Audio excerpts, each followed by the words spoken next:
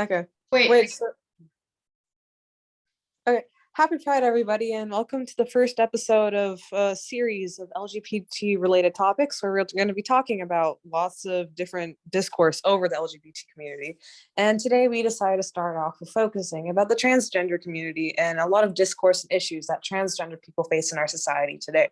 So, um, something that I just wanted to start off with is actually a really interesting fact that I found out about a lady called, okay, I'm going to probably mispronounce her name, but I think Christine Jorgensen. And she was actually a trans woman in America who was the first person to actually have publicly gotten a gender reassignment surgery. And oh, the reason why this is so interesting is because she got her surgery during like around the 1960s or 1950s, which is around a time which I think, as we all know, um topics related to like talking about being LGBT in a time like that was a lot more stigmatized. And it's been said that people back then, they didn't really have the same opportunities as we do now to like talk freely about these topics without being ostracized or even punished severely by society.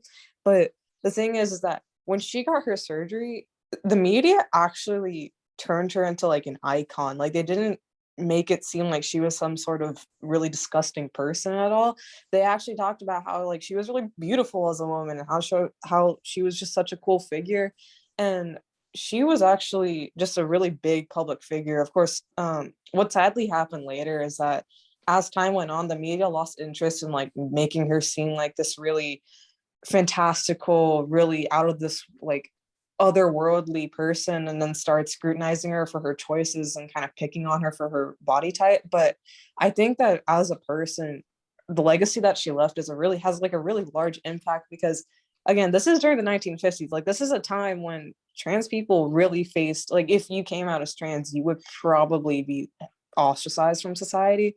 So seeing that her being not only publicly accepted around her, but like celebrated as a person, and by the media, even for if it was like for a brief time, it's just really nice to think about. And I think that compared to today, where it's, well, we still have a lot of representation and it's definitely not as bad as it was back then, it just makes me think like there's definitely some differences in the media now than there was back then. So yeah, for sure. Like, it's kind of ironic that right now, like, we kind of seem to be going backwards in time. Like, we're kind of reverting back to the 1950s with all the laws that are coming out.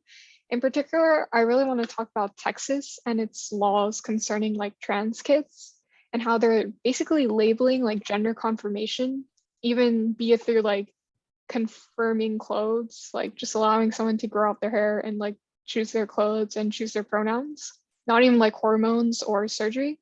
They're considering that like child abuse. And I think that's a really interesting stance on trans kids because, to be honest, the American system on handling actual child abuse, like physical and emotional violence, is not very good, especially with the CPS, how it takes like very lengthy processes to even confirm that this thing happens. And even then, many kids are left in those care of the people that abuse them. But they're so quick to call this gender confirmation as abuse when actually it's just helping these kids live longer, actually. Like, it's been proven that trans suicide rates decrease like immensely just by confirming with their pronouns or just like acknowledging that they're trans by their family or their surroundings. So I think it's really weird that we're calling it abuse in the eyes of the law when it's really just helping our kids survive. Do you guys have any comments on that? I mean, well, I'd like to go back to the point that Aisha talked about with or Isha, sorry.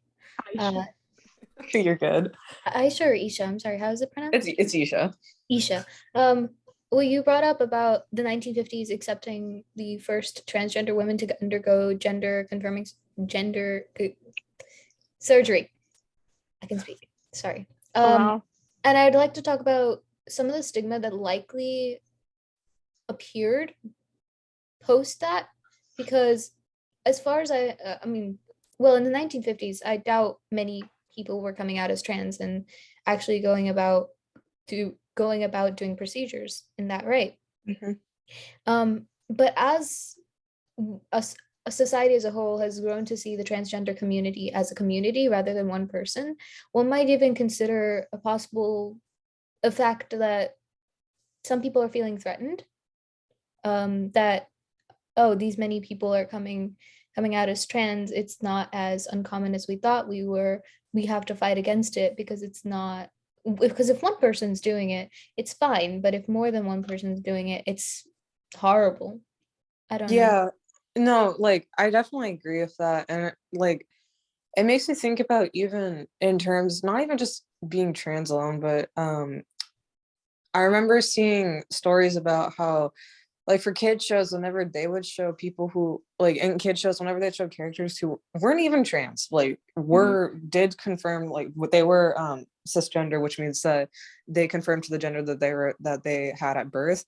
um Even if they cross-dress people, like, they, especially if it was a guy dressing up in a girl, like in a dress or something like that, they would make it seem like they're trying to force beliefs down on kids as like, this is, oh, this is how you should think it. But I think Mhm. that because it's just see, that's what saddens me also. It's because it's such a like hush hush topic still. I mean, obviously not to the extent it was in the past, but Mhm. even still, it's like kind of a sort of, it's a controversial topic to bring up, to the point where it's Mhm. still, even if you try to introduce it, people still will attack you for it, even though it should seem like something that should be normal. Yeah, like an And interesting. on Oh, sorry. You can continue. okay, on that note, like I think a couple weeks ago, in Texas, they were like drag shows should be banned because they're a bad influence on kids, and I was thinking, yeah, exactly the same thing. It's like, even though there's like, I feel like nowadays, even though we've come like a long way since like that, you know the first like public emergence of the LGBTQ movement and support for uh, transgender and other various type of gender and sexual orientations. I feel like we've just created, like, today in 2022, it's become like a very like polarizing split between like either you're like super super supportive or you're like super super against it. And the worst part is, I feel like there's like a silent majority in the middle, aside from the people who like definitely stand and say, I am an ally of the community. I actively support them. They're human being. Trans rights are human rights. They're very, publicly vocal about the issue. And people who often backlash from conservatives, being like transgender is like child abuse and all these arguments made against the LGBTQ community. But again, going back to the silent majority, it's like they're not opposing it, but they're not accepting it as well. They're like on paper saying like, okay, yeah, uh, trans rights are human rights, I guess. But if you ask them to actually talk about the issue or like, you know, um, address the topic at hand, they're going to shy away from it. So there's still very much as a stigma within society. Um, and I think it's just because like oftentimes media and stuff portrays people who support LGBTQ as being like ultra like radical liberals, and I don't think some people want that label, so that's why they just don't go towards supporting the LGBTQ community just even as an ally, which really shows where the majority of like American opinions on the LGBTQ community and transgender rights are.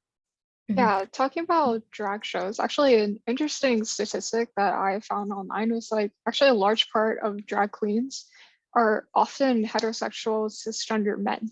So it's not like there's just these like very like rapidly escalating people, like all the far left trans people are trying to force drag queens on the children. It's more like the normal people in society that we see as normal, like heterosexual cisgender men, are actually participating in this culture of becoming a drag queen. But the usually mostly the right-wing media is kind of just painting it in like such a bad light that only like the extreme leftists do. But a lot of normal or people that we believe to be normal in present society participate in those activities. So I think it's a very I kind of really hate the way that drag shows are portrayed in media Mhm. by these like news sites. No. And I, um yeah, oh go yeah, ahead. no, go ahead. No, you No, can go please. ahead. Oh, No, me? you Y'all go. are letting I'm each sorry. other talk. No, no, no. Please go. Go.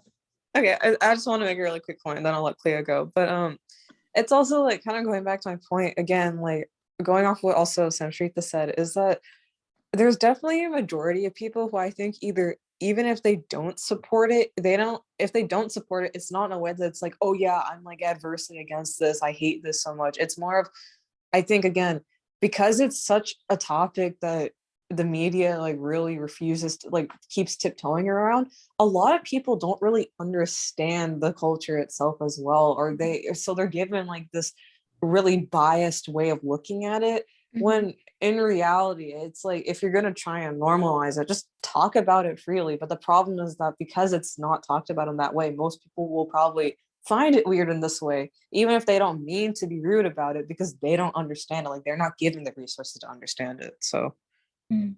There's 3 points I'd like to address just as is.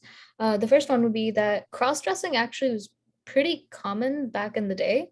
Really, it was during the 1920s when queer media started becoming banned in Hollywood, and actors started not being able to, or the codes for Hollywood where you can't expressly have a gay character. You have to either make them evil or make them die in the end, or oh no, repeat. actually, I've never Yeah. heard about that. Yeah, you've heard Yeah. about that, right? And so pre 1920s, before all these laws banning televised portrayals of LGBTQ characters, drag culture and transgender culture and cross-dressing was not that uncommon. Um, and in addition to that, it's not until recently in the 20th century and the 21st century that the stigma has really started to rise against transgender people and LGBTQ plus people in general. Because in the past, yeah, you could have been murdered for it, but you still can be murdered for it. There's no denying that. But it was also more socially acceptable to portray outward traits that resembled the community because most people didn't like to acknowledge the fact that the community even existed. Mhm. And If so, if I could go interject ahead. something, like Mhm, I just want to comment on what you were talking about the media. Like a lot of trans people, like there are trans people in our society and we can't just ignore them. They've been here for decades, but mhm. they're not given any media Oh representation my or God, yes. being given platforms to explain their life, their experiences. Like Black trans women and men were the people that did the Stonewall riots and helped the Mhm, LGBTQ plus community find their Pride Month and find their true freedom that they get now, which is, of course, always in danger. But it's part of the reason why we had the freedom to express ourselves right now to the mhm, extent that we can. But mhm, even in the LGBTQ plus community, many people don't understand trans people or don't support it, but they are the reason that we're allowed to express ourselves. So I think mhm, if trans people were given like media platforms, it would have helped solve a lot of misunderstandings and misconceptions like mhm, so extensively. Or mhm. you can continue. Yeah, sorry. Um, I actually was going to bring up that point, Rohini, so thank you so much for bringing it up. Oh, With trans women of color leading the Stonewall riots and LGBTQ plus um, movements to gain civil rights. yes, Um, great minds think alike. great minds do in fact think alike. Because I was actually reading my government textbook earlier today, and it was on civil rights.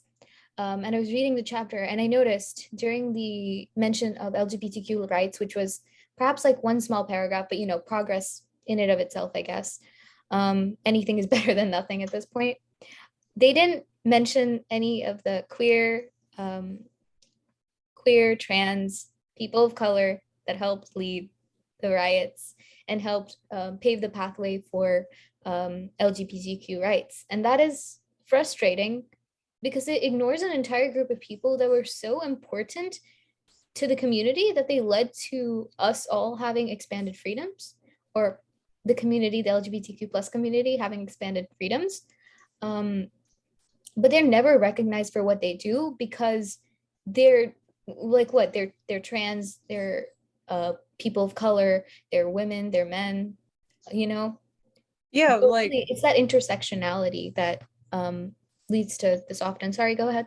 oh yeah, no, like that's like when you brought that up, like even going back to thinking, I remember in US history, even like again, having some mention is better than nothing. I do agree with that, but I just also remember, like, even the when we were going over the Stonewall again, I know that maybe in the curriculum it's not included in there, but like even when we went over the Stonewall riots, it was such like a teeny little excerpt about it, but it gave like no information on who was there, like who was leading the riots, who were the people behind it, like what they were fighting for, and the importance of what they did. And I think again, it kind of just goes back to the point like I was thinking about earlier, is that even when we try to educate the people, it's so hushed up and it's so covered up that people don't get a chance to learn about the truth Mhm. behind it and really come to accept and acknowledge these people for or really like what they did was so monumental. It was in the time of whenever the civil rights era was really going on, was extremely prominent, and they like what they did at Stonewall was really the foundation for all of the LGBT rights movements that we were able to have today. Mhm. And I think again, like as you said, it's just really saddening to know that a majority of the people they either don't know even the LGBT people, they don't know what happened during Stonewall. They don't know who the people, like all the trans people, the people of color who are leading Stonewall, and even going for the majority of the people of the population who likely don't even know that Stonewall existed in the first place. Mhm. Again, like ignorance perpetuates hatred, right? And I Mhm. was thinking, if it, because I didn't even know Stonewall was a thing until like a couple years ago, right? I had no context regarding like the entire emergence of the LGBTQ movement. I just thought it was like a recent thing, and even from like a very young age, I like realized that this movement was a very logical one. That everybody is supposed to be who they are, right? As long as it's not affecting you. And I've been thinking if it took until like 1960s, 1970s for the entire like, Stonewall and the rest of the movement to come to light, it really shows that this movement probably was, gaining support from very, very early on. And again, it's very common to see that, history doesn't really show the stories of people who aren't like a white cis male, right? um Able-bodied. Don't forget able-bodied. Able-bodied men. And I was like, well, this is just one of those like unfortunate circumstances in which the true story of the LGBTQ community and trans people uh has really come to light, because I definitely know that like back in history there was definitely, again, like Clea mentioned, cross-dressing, not just like beyond cross-dressing, but in which people would actually change their gender to another one because they didn't feel comfortable in it. I know other cultures also have similar like they follow like something closely to what you would expect from like trans Mhm. to translating to a transgender I'm pretty sure situation. yeah, I'm pretty sure in India there was an accepted third gender before colonism.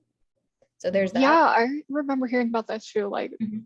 let's just talk about colonialism for a while and how much it's changed our That's a cultures. long chapter we don't want to Yeah, open. yeah, for a while it'll be like 10 years, but let's mention it a little bit. Colonialism, it has changed so many cultures. It has gotten rid Honestly, of yeah. such great parts of our culture. Yeah, It's it is. Hindu culture. No, Like and even in honestly, the It's like Philippines, I believe. erasure, it's Yeah, like, and We I love so it's like we love and appreciate Christopher Columbus, but let's just not acknowledge like anybody I do else. not love or appreciate Christopher Columbus. Christopher let's Columbus He was not like, love or perpetuated violence appreciate against Christopher Native Columbus. Americans. I dislike him. he But would just like talking about cultures in molest specific, kids.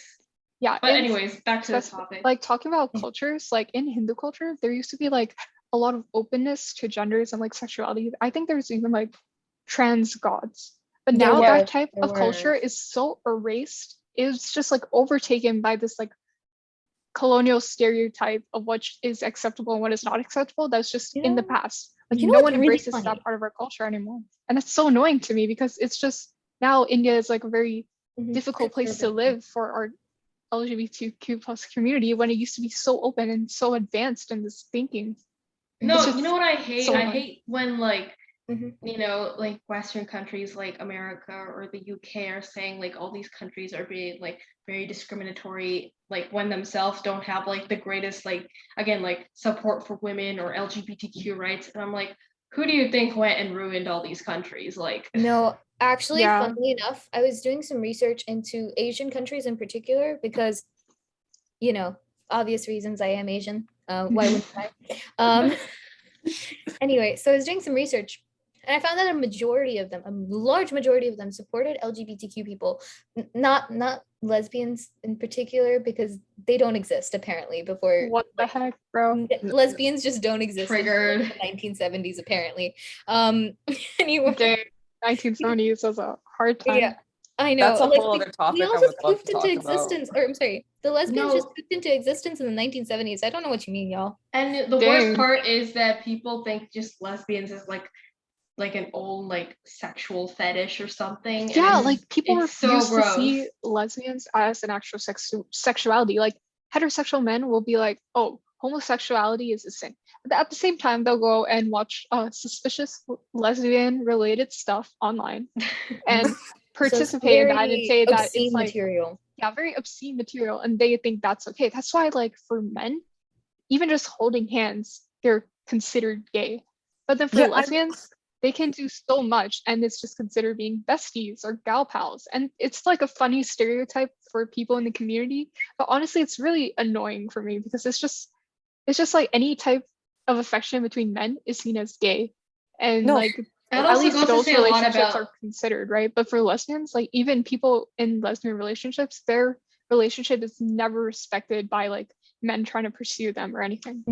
But no, yeah, and anyway, it goes a lot to as say I was like mentioning, how sorry, go ahead. like the heteronormative ideals our society's like centered on, Mhm. and the gender divisions, and like the strict, these are only meant for females, these are only meant for males, those sort of distinctions really like you know Mhm. also perpetuate all these stereotypes.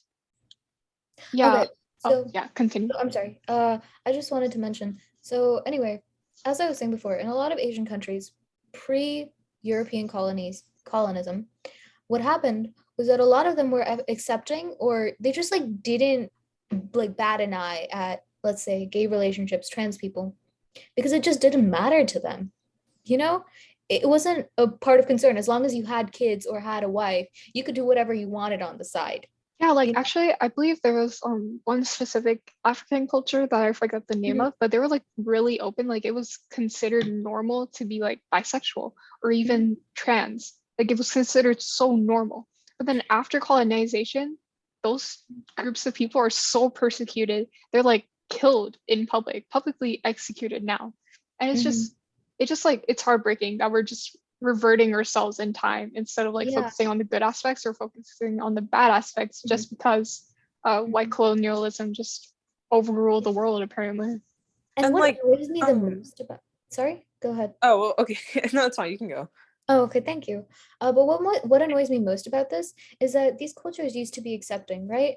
And then after European colonialism, mostly in like the late 19th century, early 20th century, during this time period, a lot of these Western cultures came in and they were like, this is too feminine for men. This is this should be banned. Trans people aren't allowed to exist anymore. You aren't allowed to be queer of any sort.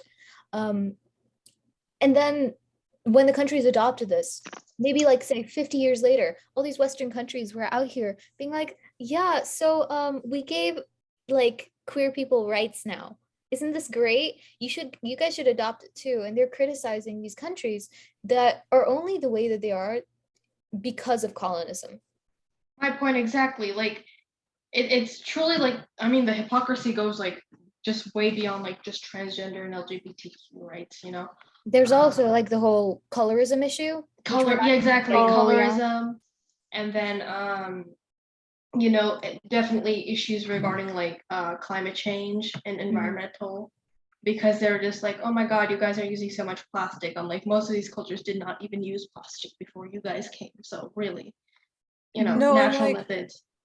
going off of like what you guys are saying, it also reminded me of this isn't necessarily colonialism, but even going back all the way to ancient Greece of all the things. Mhm. Being LGBT in ancient Greece, like you would not have been ostracized, you would not have been looked down on. It was like seen as a normal thing. In fact, even um the poet Sappho, that's where the term sapphic for We talking stand about, Sappho yeah, from Sappho, Lesbos. she made poems about her love for women, and My favorite poet. she came from the island of Lesbos. That's where lesbian gets coined as a term because of the place, her home island. Like, it just always baffles me whenever I think about, even now, like, these were like, I'm not gonna say that I'm not sure that not everybody in Greece is white, but like, this is coming from, again, like, a place where now modern Europe is based off of, and these people, even the Romans, they didn't, like, the Spartans and all, none of them cared about being LGBT, and now somehow, like, that was back then, and then fast forward to now, and all of a sudden it's like a topic that we can't talk about, and it just makes it just amuses me in a way that it's like, people back then, like, all the way back then, didn't care. Why are we caring so much Yeah, now? like That's a something I funny want to. story. Oh, Sorry, go ahead. Okay, something I want to talk about. You were talking about Sappho from Lesbos. Like, I personally did not learn about Sappho until I believe like 2020. I learned about her like super late, and a lot about other like LGBTQ plus poets, writers, even actors, even like, I don't know, leaders, political leaders. We haven't learned about them because they're just so hidden in society. Again, with the media representation, they're just not given any media representation in school. We're not taught about them, even though there's so many people in history that were part of the LGBTQ plus community. Bro, we aren't even taught about the Stonewall riots, and that was like monumental for our country as a whole. So it's just, again, the media representation issue is something that I personally think is the biggest issue in helping advance the LGBTQ plus community. Because right now there's like, oh, in every show, every Netflix show, Netflix just adds like a side gay character for funsies, like especially during Pride Month, because they think, oh, that Okay, will but get everyone on Heartstopper track. though? Okay, but like, Heartstopper though? Oh yeah, there's like a Heartstopper few was good. key series that are like proper representation, but then all the popular Yeah, I series know. that actually get renewed, those always have those side lesbian or gay characters Okay. that eventually no, get they're just killed. there for Speaking like, of, Yeah, you know. yeah, Heartstopper has continue. seasons 2 and 3 confirmed. Oh, I know, yeah, see, Heartstopper, oh my that god, is I'm so excited for monumental for us because Heartstopper. so I many know. proper shows have been canceled and they're like Mhm. actually good representation. And And instead Yeah, we're then, like, making like a Kissing Booth Disney. 4 at this point, a Kissing Booth 10. I know. yeah. Anyway, To be honest, Stan, they aren't even that Heartstopper, good. and Elle. I love Elle so much with all my heart. Anyway, Yes. best character. I have to watch Heartstopper actually. Oh, Talking you about haven't that. yet? Okay, I No. watched it this month, and it's like the greatest show ever. It's honestly so good. It's 10 out of 10. Yeah. Again, Elle, my love. Anyway, call me. If do we want to continue talking about this topic or can I move into a different topic real quick? Yeah, You're yeah, welcome to introduce a new topic. All right, so one thing I wanted to talk about, I think we've like mentioned it briefly while we were talking about it, but I want to talk about the hierarchy system in the current world. Right now, it's kind of just like white, cisgender, heterosexual men at the top of the hierarchy, you know? And Oh my then god, is this the for onion them, of Oh my god, the oppression onion, y'all. the yes, oppression onion? yes, we're bringing it out. We're bringing it You out. got Time 'em, to cry. boys. Okay, anyway, I like researched this for a project in my school. Anyway, so it's like white, cisgender, heterosexual men at the top, and they're like super scared about intersectionality, which is like basically like people of color exchanging like gender and sexuality, trauma and discrimination with their race. So they're like really scared of intersectionality because they think that's going to invert the current hierarchy system. So they would be at the bottom and they know how they treat people at the bottom. So they're like super scared of being at the bottom. And that's why intersectionality is like never used to explain things. And like Black people problems are like kind of separated from like Black women problems. And Funny it's never like story. connected. Yeah. So in Gov, right? I was doing Gov work, right? Mhm. And one of our units is civil rights, and it mentions intersectionality because of course it does. It's the crossing of different identities Yeah. when two people overlap different identities. And I found that people have programs to benefit people of different identities. You can sue for being faced against gender discrimination versus like racial discrimination versus discrimination for your sexual orientation, et cetera, et cetera. But you can't do it for more than one. And so what happens when, let's say, a Black woman faces discrimination in the office? She has to either choose to go around the discrimination by gender route or discrimination by race route. Yeah, that's exactly what I was You know? talking about because that's what I researched. I researched it basically on a law stance, and that was a big issue. But then when Mhm, people began introducing intersectionality as a term in the legal field, it just revolutionized so many cases. And mhm, now they couldn't just really give like unfair rulings. Now they had to confirm that, oh, it's because you're a woman, it is because you're a person of color, it is because you're gay, trans, lesbian, whatever. And they can't ignore that anymore. But mhm. obviously, right now, the legal field is just going to heck to hell. We have to censor ourselves here, but it's like, it's terrible right now. I think we're just reverting ourselves back to the 1950s, back to the 1900s. We should revert Honestly. ourselves all the way back to the ancient You know Greek what? era where Lesbos, You know Sappho what? from Lesbos existed. At least the 1950s had cool outfits. We don't even have cool outfits anymore, y'all. Yeah, like We what is really don't. with the fashion here? Okay, Anyway, anyway. but does anybody want to add to this topic? Because I just wanted to introduce one last thing Oh yeah, I here. just wanted to like add how like with this Okay. hierarchy, oh nice hearts and Trita. With this hierarchy where like cisgender white men are at the top, Mhm. again, people of color, trans people are at the very bottom. We just have to talk about how trans people, they have the highest suicide rates before the age of 18. Like that is something that we can't just ignore anymore because it's literally our children that are dying, our future generation that are dying, just because we refuse to open our minds just like a tiny bit and accept that some people are different from ourselves. So Oh yeah, Yeah. again, but like apparently like I was reading, right? And suicide rates, like I think you mentioned it before, right? But like in mhm, places where like, transgender policies and gender like reassignment is like supported, the suicide rates are much lower. Mhm. And uh it does, like I was reading like a statement given by like a medical director at this certain like children's hospital in Minnesota. Apparently like it's like developmentally appropriate for teenagers and like young people to explore like every single part of their identity. So clearly this is like a good step towards mental health and Mhm. stuff. And I know like I think we did refer to this in our previous episode about how like usually like backlash against gun rights or like mental health, better mental health. Um, it's always mental health unless it, deals with like something related to LGBTQ and transgender, policies, then it's suddenly just not acceptable. And I'd like to point out something before we leave really quickly. And that's just that shout out to all the trans men out there because y'all keep getting ignored. oh It's yeah. like, Oh, that's also something Yeah. I wanted to talk about, the mhm, disparity between trans women and trans men. Obviously, mhm, trans women, they do face a heck ton more of violence than trans mhm, men right now, like disproportionate amounts, truly. And I think it's because most people view trans women as just like, well, like closed-minded people. Obviously, I don't view it this way. They just view it as men like pretending to be women. mhm, And in this society, being feminine is derogatory. So mhm, they view it as that. And I think that's the main reason that they face more violence. And I think it's just so sad because left and right, every other day, trans women, trans men are getting murdered. And instead, mhm, people are just making up stories and like just painting these people in a bad like, oh, bad light, like, oh, they're going into the wrong bathrooms in order to sexually harass your young 9-year-old daughter. That is not what is happening. mhm. I can assure you, people that go to public restrooms are not looking around trying to sexually harass someone. Or like, I don't know, most people are not doing that. Okay, but then They just want to use the bathroom. Okay. they fail to take action on actual like sexual harassment and Yeah, sexual like abuse they're so victims. Mhm, quick Like, to paint why? trans people as sexual harassers, but when there's actual sexual harassers that are like leading our country, basically, mhm, or like they're high-standing church officials, even they're just like so mhm, powerful people in this nation, they just ignore that they're actual sexual harassers and instead just try to paint these people in a bad light. But they do absolutely nothing to help people that actually get raped or sexually mhm. harassed often.